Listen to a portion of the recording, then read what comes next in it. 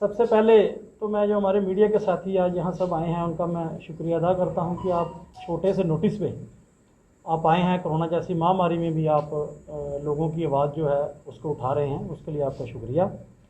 आज की जो प्रेस कॉन्फ्रेंस है, ये आज बुलाने का मकसद जो आज रियासत जम्मू कश्मीर में हालात हैं उनके ऊपर है।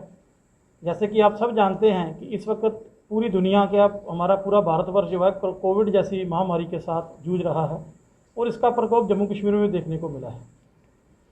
लेकिन इस कोविड की दूसरी लहर में जहां हमारे जम्मू कश्मीर में बहुत ज़्यादा नुकसान हुआ है, हमारे बहुत सारे लोग जो हैं वो मारे जा चुके हैं इसकी लहर की वजह से, और इसका जो सारा जो सिस्टम है हमारा हेल्थ डिपार्टमेंट, ख़ास तौर पे हमारी J&K एडमिनिस्ट्रेशन, वो इस कोविड महामारी से निपटने के लिए फेलियर साबित हुई है। जैसे कि एडमिनिस्ट्रेशन को ये पता था कि जो हेल्थ एक्सपर्ट हैं वो बार बार पिछले 3-4 महीने से ये बात कह रहे थे कि इंडिया में दूसरी महामारी दूसरी लहर कोविड की जो आ सकती है और वही लहर जो है जम्मू कश्मीर में भी आ सकती है। लेकिन हमारी एडमिनिस्ट्रेशन ने इस कोविड लहर के बारे में कुछ भी नहीं सोचा और ना ही कि उन्होंने कोई एक्शन प्लान या उन्होंने ऐसी कोई पॉलिसी बनाई कि इसके साथ हमने लड़ना कैसे है। आप देख लीजिए, पिछले मेडिकल कॉलेज में पिछले दिनों में रेट ऑफ डेथ जो है वो सबसे ज़्यादा रहा। कोविड की वजह से जितने भी लोग इन्फेक्टेड हुए हॉस्पिटल में गए हैं, जम्मू और कश्मीर पूरे में आप देख लीजिए कि जम्मू में डेथ रेट है वो ज़्यादा था, कश्मीर में कम था। वहाँ पर हालात ठीक थे, लोगों ने वहाँ पर जो एडमिनिस्ट्रेशन थी उसने शायद ठीक काम किया होगा, लेकिन जम्मू की हेल्थ की जो एडमिनिस्ट्रेशन वो बुरी तरह से फेलियर साबित हो चुकी है। सबसे बड़ी बात कि डायरेक्टर हेल्थ पिछले 1 महीने से, ये जो महामारी है जम्मू में फैली हुई है, लेकिन पिछले 1 महीने से डायरेक्टर हेल्थ जम्मू ना हमने किसी हॉस्पिटल में टूर करते देखे हैं, ना प्रेस के नाम ब्रीफिंग करते हुए देखा है और ना ही उनको लोगों के नाम को पैगाम जारी करते हुए देखा है। मैं समझता हूं कि हेल्थ डिपार्टमेंट टोटल फेलियर हो चुका है। और जहां तक बात थी ऑक्सीजन सिलेंडर जो लोगों को मुहैया नहीं करवा पाए, और बात वैक्सीनेशन की, वैक्सीनेशन में हमारा जो सिस्टम है ये बिल्कुल फेलियर साबित हो चुका है। वैक्सीनेशन लगाने के लिए पहले इन्होंने 18 से 45 साल के लिए जो स्लॉट बुकिंग की इन्होंने बात की, वो किसी का भी स्लॉट जो है वो खुलता नहीं है। पहले वैक्सीनेशन जब की इन्होंने कहा जी 28 दिन के बाद दूसरा इंजेक्शन आपको लगेगा, उसके बाद 28 से 42 दिन चले गए, आज 84 दिन का वक्फा जो है वो वैक्सीनेशन का कर दिया गया है।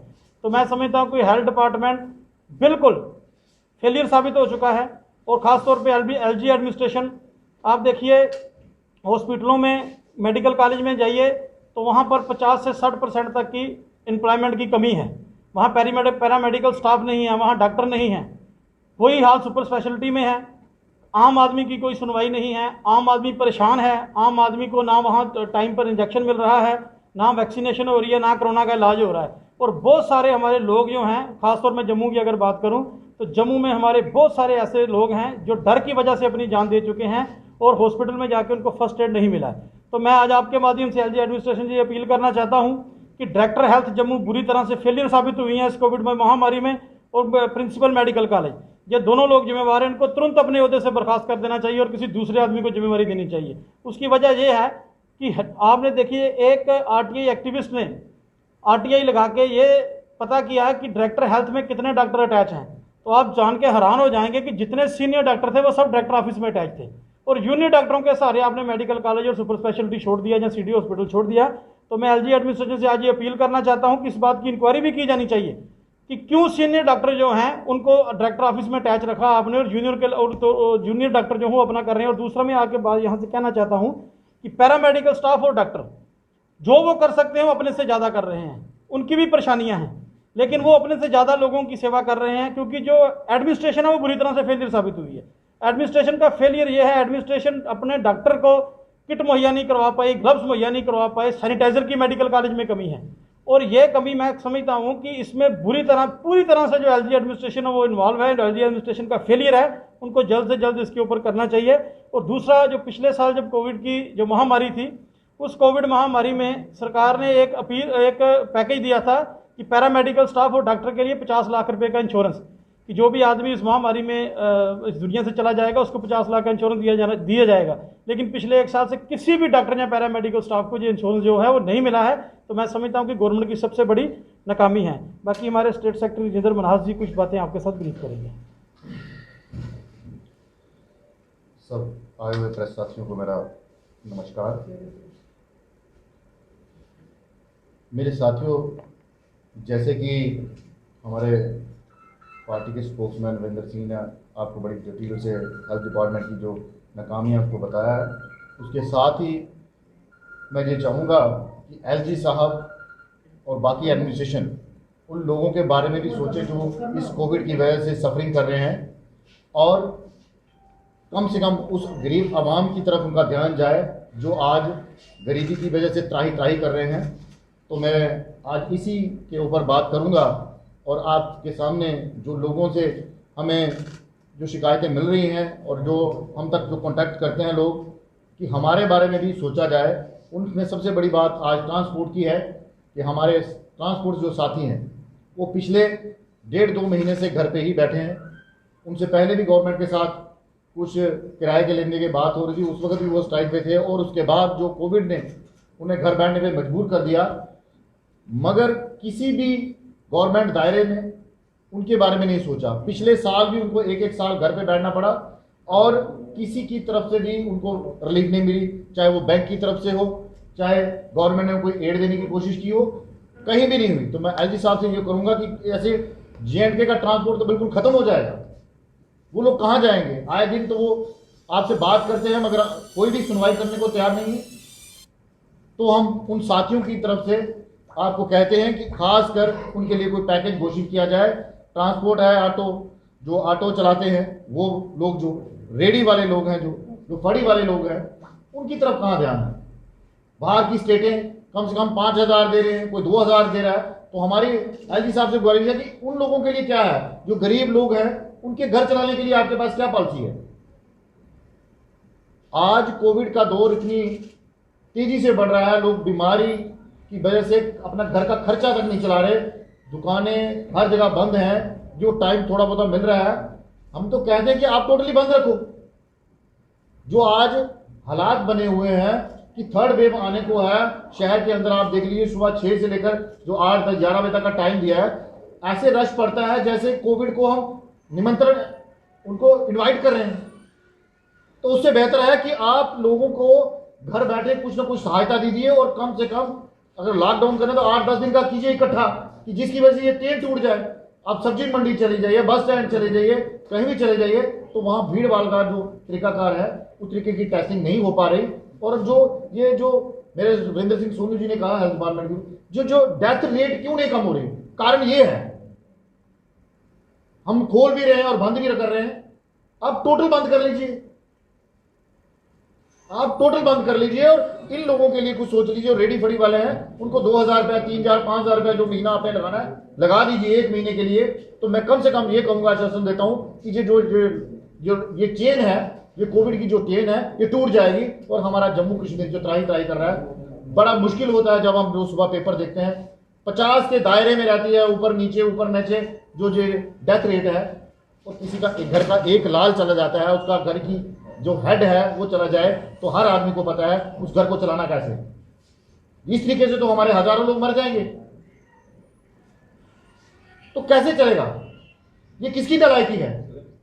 और दूसरा तरफ गरीब आवाम की तरफ बिल्कुल नहीं सोचा जा रहा। जो लोग पढ़े लिखे थे आज वो बेरोजगारों के घर बैठे हैं, उनकी तरफ किसी भी तरीके का कोई पैकेज अभी तक गवर्नमेंट ने अनाउंस नहीं किया। हम एलजी साहब से अपील करते हैं कि उन लोगों की तरफ भी सोचा जाए। और जो मैं ट्रांसपोर्ट ऑटो रेडी फड़ी वाले के लिए बोल रहा हूं, तो कम से कम उस लोगों के लिए सोचा जाए। साथ में जो मिडिल फैमिली है, जो मैं बात कर रहा हूं, उनके लिए कौन सोचेगा?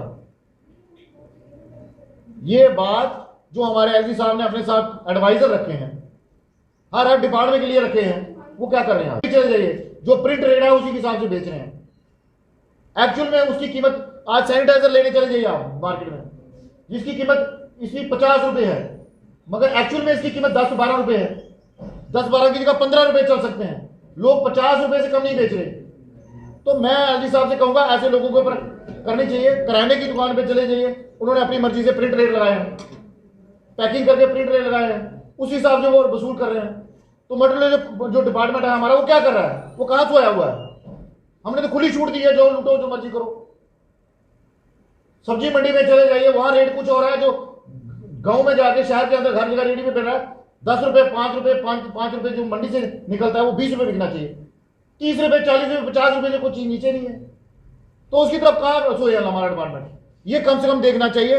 मैं ऐसे लोगों को लिए जो इस वक्त काली बाजारी के ऊपर लगे हुए हैं, उनके ऊपर लगाम कसने की जरूरत है। ये मैं आजी साहब से कहना चाहता हूं, खासकर जो एडवाइजर जो जिम्मेदारी उठाने के लिए इस वक्त आगे आने चाहिए, वो घरों में बैठे हैं। इक्का दुक्का लोग दिखते हैं, नजर आते हैं। और बीजेपी वाले लोग आप देख लीजिए, कैसे मुझे बताइए रविंद्र रैना जी को क्या है? उनके लिए कोई पास की जरूरत नहीं है। रविंद्र रैना जी के लिए कोई पास की जरूरत नहीं है। वो आए दिन कहीं भी अपने स्क्वाड के साथ जहां चल मर्जी चले जाते हैं, पूछने वाला कोई नहीं। और हमारे प्रेस वाले भाइयों को बिल्कुल इन्होंने बैन कर दिया कि कहीं भी आप जाके ऐसा कुछ नहीं शो कर दे जिसकी वजह से कोई प्रॉब्लम हमें क्रिएट हो। भाई क्रिएट तो होगी जब प्रेस वाले लोग कोई गरीब आदमी की आवाज सुनाएंगे, किसी मरीज की आवाज सुनाएंगे कि उसको ना मिल रहा है दवाई, ना उसको मिल रहा है वैक्सीन, तो वो उसकी आवाज नहीं उठाएंगे। हॉस्पिटल में अंदर कोई प्रॉब्लम आती है तो वो जा नहीं सकते। ये कौन सा काला कानून यहां पर लागू हो रहा है? तो हम ये कम से कम ये कहना चाहते हैं कि प्रेस की आवाज को ना दबाया जाए, कम से कम उनकी भी आवाज को उठाना चाहिए। तो हम प्रेस वाले भाइयों के साथ हैं और उस गरीब आवाम के साथ हैं जो आए दिन हमें फोन करते हैं कि जनाब हमें वैक्सीन उस इलाके में नहीं मिली। पहले तो हमें 4-5 दिन बुलाया जाता है, अब वो भी नहीं। तो एलजी साहब से कहेंगे कि हमारी स्टेट के लिए स्पेशल एक पैकेज निकाला जाए और वैक्सीन के लिए जो 18 से 44 है उसके लिए प्राइम मिनिस्टर साहब से रिक्वेस्ट करनी चाहिए कि जो हमारे लोग यहां पर जो लोग हैं वो खरीद नहीं सकते। हमारी इकोनॉमी हमारी जेएनके की इतनी ज्यादा नहीं है, ना विकेट सेक्शन इतना पावरफुल है कि वो बाहर से 5,000 रुपए की या 500 रुपए की वैक्सीन लेगा। तो कम से कम उनको जो वैक्सीन है वो देनी चाहिए और कम से कम हमारी म्युनिसिपैलिटी उसको हफ्ते में कम से कम एक बार फॉग करना चाहिए। वो नजर ही नहीं आती है। म्युनिसिपैलिटी हमारे मेयर साहब आए दिन यहां पर वो कुछ कर रहे हैं, यहां वो कुछ कर रहे हैं। मैं पूछना चाहता हूं उन्होंने फॉग के लिए जो सैनिटेशन जो सिस्टम है उसके लिए क्या कर रहे हैं? वो सब्जी मंडी में कितनी बार किया है, बस स्टैंड में कितनी बार किया है, जहां लोगों की वैक्सीन लग रही है वहां कितनी बार किया है? तो कुछ नहीं हो रहा। आज खाली लिपापोती हो रही है। गवर्नमेंट की तरफ से हमें बड़ी निराशा से ये कहना पड़ता है कि जिन लोगों का आज फर्ज सामने फ्रंट लाइन पे खड़ा होने का था वो बैक लाइन पे खड़े हो गए। और बड़े बड़े लीडर जो आज घरों में घुसे हुए हैं वो क्या कर रहे हैं? 5 एमपी हैं जो हमारे, एलजी साहब ने एक बार भी कोशिश नहीं की कम से कम उनसे ही बात करके एरिया वाइज पूछ लिया जाए कि क्या हो रहा है आपके इलाके में। एक बार मीटिंग नहीं हुई है। और पॉलिटिकल पार्टी के साथ तो एक बार भी एलजी साहब को कोशिश भी नहीं की कि उन लोगों की भी राय ली जाए इस महामारी में क्या हो सकता है, क्या नहीं करना चाहिए। वो ज्यादा आपको लीडर बता सकते हैं, एक बार भी उन्होंने बुलाने की कोशिश नहीं की। बड़े अफसोस से ये कहना पड़ता है कि डेमोक्रेसी है तो है कहां? हर चीज को दबाया जाता है, हर आवाज को दबाया जाता है, तो कहां डेमोक्रेसी? तो हम ये कहते हैं कि कम से कम सब लोगों को मिल बैठ के ये सोचना चाहिए कि इस महामारी के लिए कैसे निकलना है। फर्स्ट वेव के साथ दूसरी वेव इतनी तेज आई कि आज हमारे यहां पर लोग मर रहे हैं और थर्ड वेव के लिए तैयार रहना चाहिए। अगर इस वक्त ढिलाई कर देगी तो थर्ड वेव क्या कहर पाएगी? जो इतना कहर पड़ रहा है तो थर्ड वेव में क्या होगा? इस बात को सोचते ही रोकने खड़े होते हैं। हेल्थ डिपार्टमेंट सोया है, बाकी डिपार्टमेंट भी सोए हैं। कालाबाजारी धूम सिर के चरम पर पहुंच गई है और लोगों के लिए गवर्नमेंट कुछ नहीं सोच रही, उनके पैकेज के लिए कोई बात नहीं हो रही। और गरीब लोगों के लिए जो राशन मिल रहा है आए दिन, अब तो ये शिकायतें आ रही है कि डिपो में जो राशन 2 रुपए किलो में था वो गायब हो रहा है। कहां जा रहा है? शहर के अंदर लोग लाइनों में खड़े हैं, कोई किसी भी चीज की कोई पालन नहीं कर रहा। आप डेपो कहीं भी चले, राशन के बाहर दुकानों के बाहर चले जाइए, आपको कोई भी वहां पर कोविड का पालन करता हुआ सिस्टम नजर नहीं आएगा। तो आपसे रिक्वेस्ट है, एडमिनिस्ट्रेशन से रिक्वेस्ट है कि अगर यही हाल रहा तो डेथ रेट नहीं कम होने वाली, ये हम आपसे कहना चाहते हैं। और साथ में सबसे जो बड़ी बात है, डीसी साहब ने कहा था डोर टू डोर हम वैक्सीनेशन का जो सिस्टम चलाएंगे, टेस्टिंग का सिस्टम चलाएंगे। कहां चल रहा है वो? जम्मू वेस्ट में 2 सेंटर बनाए, 3 सेंटर बनाए, तो ऐसे हो जाएगी वैक्सीन? 18 से 44 वालों की ऐसी लाइन लगी है, जैसे कि यहाँ पर कोई मेला लगा हो, तो कहाँ कोविड का वो डिस्टेंस हो रहा है। तो डीसी साहब से ये मैं कहना चाहूंगा कि डीसी साहब आप वार्ड वाइज सेंटर बना दीजिए कि कम से कम वहां पर जो आए दिन इतनी भीड़ लग रही है वो कम हो जाए और वार्ड वाइज लोगों को ज्यादा तकलीफ नहीं होगी, वो अपने ही एरिया में अपनी वैक्सीनेशन लगवा सकते हैं और कम से कम भीड़ होगी। बीजेपी वाले लोग, कारपोरेटर है चाहे वो कोई है, वो उठा के अपने साथ 50 आदमी ले जाता है। तो क्या बीजेपी की सरकार चल रही है? शहर के ईस्ट में हमने कल परसों तमाशा 2 दिन देखते रहे कि बीजेपी के कारपोरेटर, बीजेपी के लीडर आते हैं और अपने साथ भीड़ लाके वहां पर वैक्सीन अपने लोगों को लगवाते हैं। तो क्या बाकी लोग यहां नहीं रहते? बीजेपी के वगैरह कांग्रेस के, पैंथर के, पीडीपी के लोग नहीं रहते हैं? तो क्या उन्होंने भी ऐसे करना चाहिए?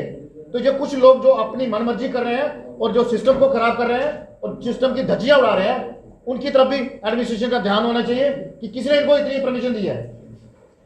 और खासकर ये जरूर कहूंगा, इस वक्त राजनीति करने का वक्त नहीं है। मैं ये कहूंगा एडमिनिस्ट्रेशन थोड़ा सख्त हो जाए और तरीके के साथ जहां जहां ढिलाई है उसको, जो जितनी भी बातें हमने कही है उस पर अमल किया जाए। मैं अपने प्रेस वाले भाइयों से यही कहूंगा, हमारी जहां भी मदद पड़ती है लोगों को, वो पीडीपी ऑफिस के अंदर जो हमें टेलीफोन नंबर पे जो दिए हुए नंबर है उन पे कांटेक्ट कीजिए, हम आपकी बात भी उठाएंगे और आपकी